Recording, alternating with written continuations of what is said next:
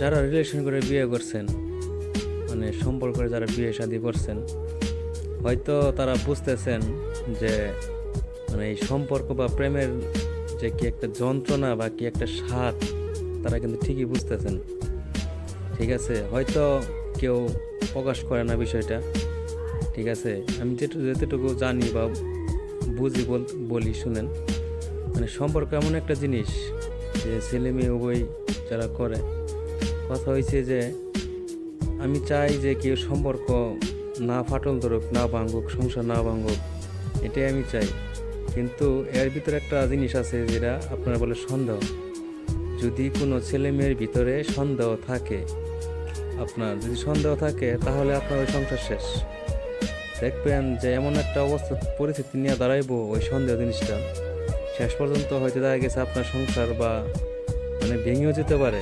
এটা হতে পারে, মানে হবে যে এটা শিওর, কিন্তু দেখা গেছে এরকম পরিস্থিতি করেন না যে মানে দুদিনের সম্পর্কটা, ঠিক আছে, একটা সন্দেহের কারণে বা ই করিয়া মানে নষ্ট করে দেন না বা ধ্বংস করে দেন না। সন্দেহ এমন একটা জিনিস শেষ পর্যন্ত আপনার ডিভোর্সের জায়গায় নিয়ে দাঁড় করায়। ঠিক আছে, এই জন্যই বলতেছি যে যারা সম্পর্ক করে বিয়ে করছেন, সবার কাছে অনুরোধ থাকবে, সংসারের ভিতরে ঝগড়া ফ্যাসাদ থাকবেই বা লাগবেই। ঠিক আছে, এটা অতিরিক্ত ভালোবাসার কারণে কিন্তু এই কাজগুলো হয়, ঝগড়াগুলো হয় তাদের দুজনের ভিতরে। কিন্তু এই ঝগড়া নিয়ে নিয়ে মানে ঝগড়াটা এত দূরে নিয়ে যায় না, শেষ পর্যন্ত আপনার সংসারটা যাতে ভেঙে যায়।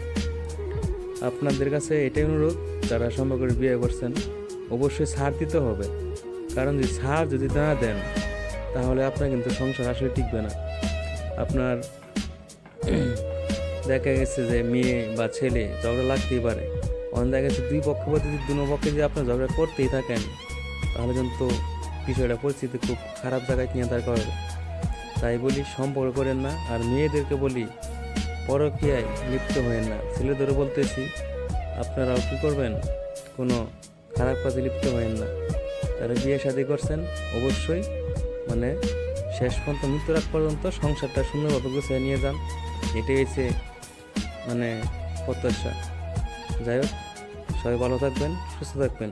খোদা হাফেজ।